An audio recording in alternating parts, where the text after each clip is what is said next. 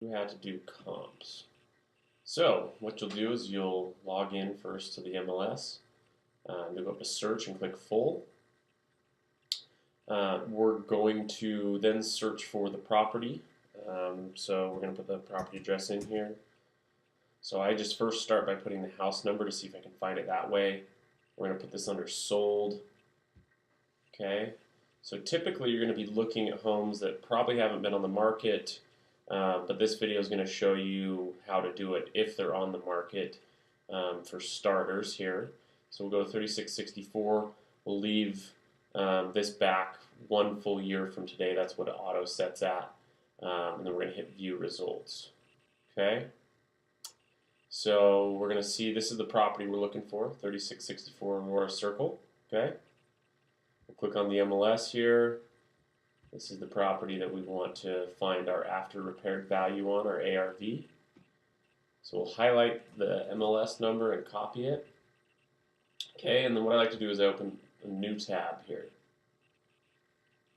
Okay, so that's quickly. I'm going to go back and show you if you can't find the property. And for example, if it was never listed on the MLS or was further back on the MLS, you can adjust here. So if you were trying to find a home that sold, 10 years ago, you would just delete that out. You'd also, they actually just changed this, so you don't need to worry about that anymore. That'll push it back, from the beginning of time. If it's been sold on the MLS, it usually goes back about 20 to 30 years from what I've seen. Okay, so if you can't find it that way, so we hit view results, and there's 66, so we'd want to actually put in the street name too, right? So you can see that's just sold once. If we can't find it that way at all, what we can also do is we can do a tax data search. So you just go to search tax data, put in the house number, 3664, okay? We click what county it's in and hit search. This is if you cannot find an MLS number. It's better to use an MLS number because it's going to populate all of the fields in your CMA report. If you do it by tax ID, you have to manually do that, okay? So we're going to try 3664 Aurora Circle, okay? So I actually own this house right now, but it hasn't updated the ownership. It usually takes 6 months to a year for that to happen. But regardless, it doesn't really matter. Okay, so you'd highlight this number, right? And then the same way we've got the MLS number here, we have the tax ID number here, okay? So then I'm just going to open a new tab just to keep being able to reference here. Okay, so when we want to do the CMA, we want to click CMA, create new. That's where we start. I always hit clear criteria to start, just so it's fresh, and then populate form, right? So if we have the MLS number, we'll put the MLS number. If we have the tax ID, we'll put the tax ID. So that would be the tax ID, and I click tax ID. But I'm going to go off the MLS because I have it, and it's going to populate all the data for me. Right, so I'm going to hit that. And click there. Oh, MLS. Now, if I am using the tax ID number, at some point I have to go in and fill out the form, and I'll show you that here shortly. Okay, so now we're in the CMA report. We're going to start deleting out. I like to delete out everything just because sometimes things get mapped incorrectly. But we're going to fill out status as active, under contract, and sold. I like to remove the Ranch Rambler. That can be used if you need to narrow it down. If you're a split level, you want to only use split level homes, but you just kind of have to play around with that till you figure it out. But I like to delete it out, and then if there's way too many comps, I get a little more specific, okay? So I'm just going to keep deleting everything out of this form. I even delete the sold date out. What I want to do is I want to go 220 days back, okay? I'm going to delete out year built because we're going to remodel the house. I just want to remove everything but active, under contract, sold, single family, number of days back 220, and the total square footage, okay? Now, if you get in a situation where you can't find enough comps, you can start to play around with this total square footage. This home's 3,000 feet, so I want it to be, pretty much in the middle of these two.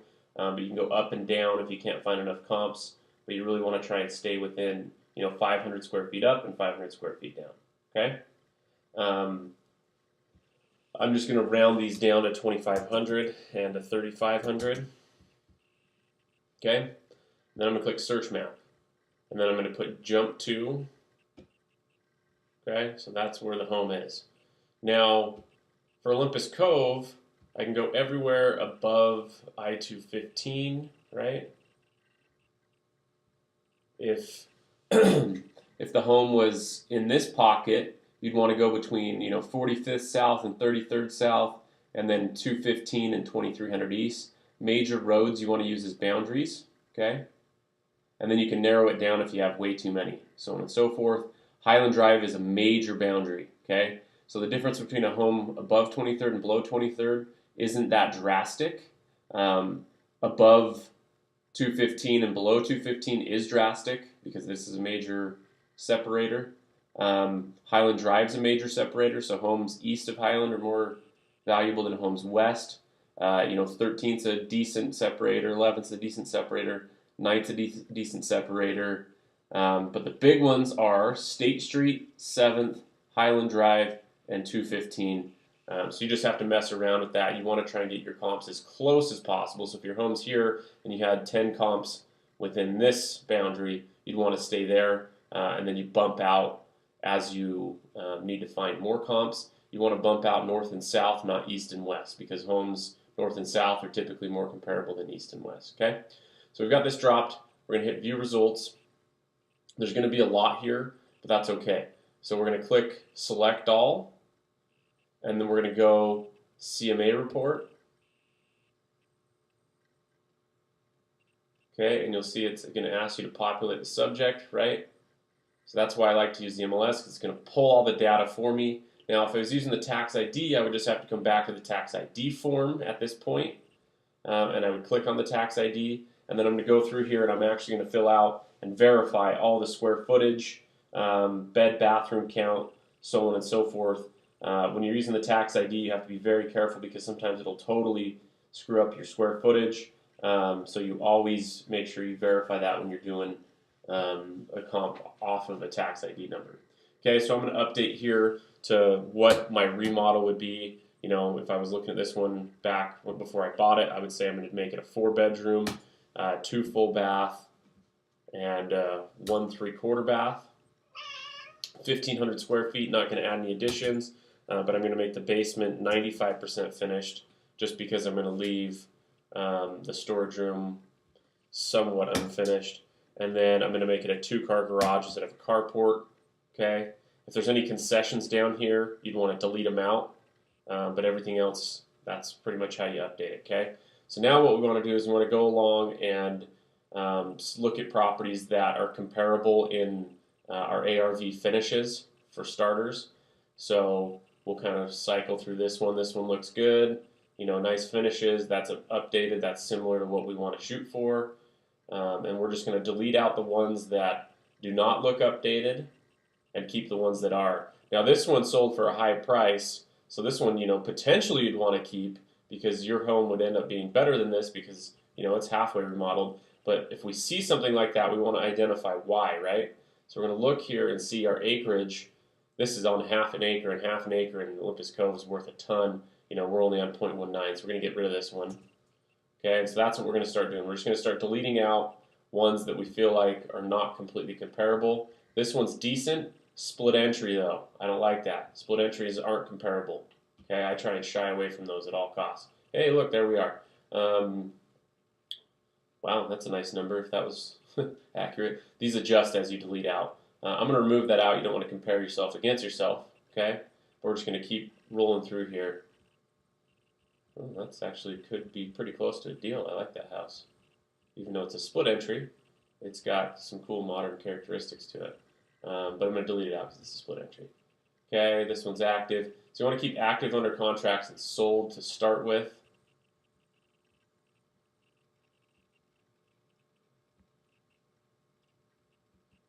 So we're just going to fly through this now. And then what you can start to do is you can start to identify a price trend that you want to stick to, right? So we're seeing anything over 800 right now looks good. So I can automatically delete anything, that's not close to that. So we'll keep that one. 774, let's scope it, see how close it is. That looks pretty good. We'll keep it for now. 883 we'll keep. 764, let's see how good this one looks. Okay, that one looks bad, so we're going to get rid of it. So we're pretty much going to say anything under 750 now. Oh, shouldn't have deleted that one, but that's okay. It was an outlier as well. So, 791, it's under contract. And we'll just roll through here now, get rid of anything under 750.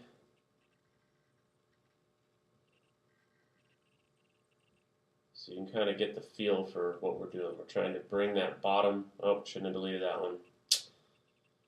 Trying to go too fast here.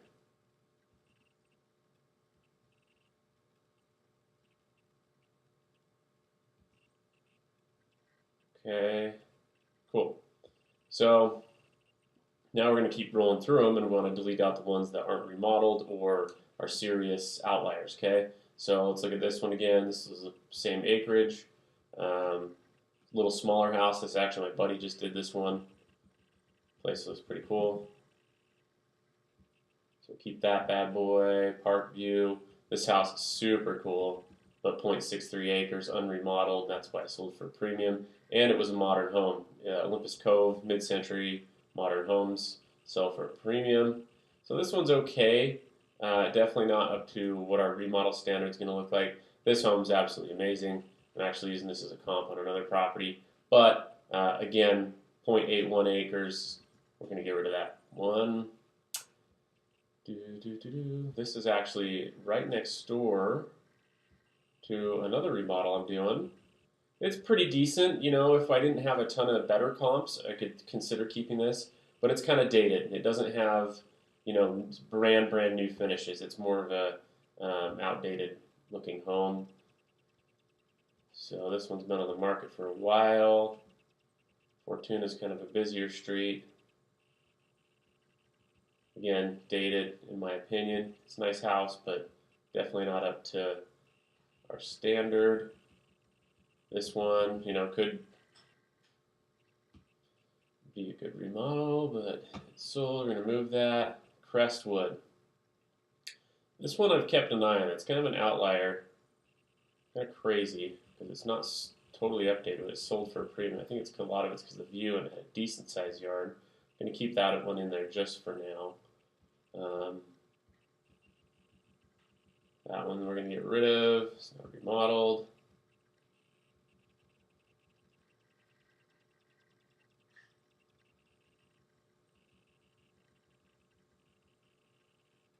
That one's okay, but I'm going to keep it in there for now.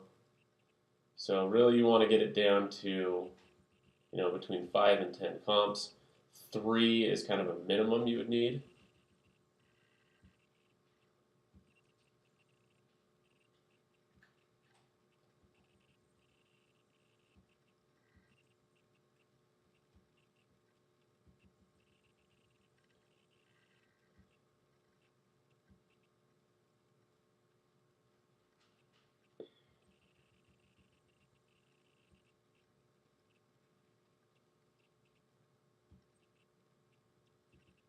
Okay. So you can see now that I've got these comps all in here, right? I've got quite a few now. We're going to take this one out just because I think it's pushing us up a little too far. If you have serious outliers, you want to take those out too. But okay, so that's where we're at. So we're going to now hit Create CMA Packet, Cover Sheet, Full Report, Comp, Photos, Comparison, and Map.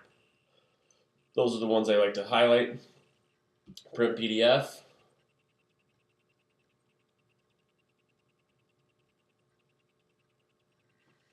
And then download. Takes it a minute to pull up. Okay, and that's how you do your comps.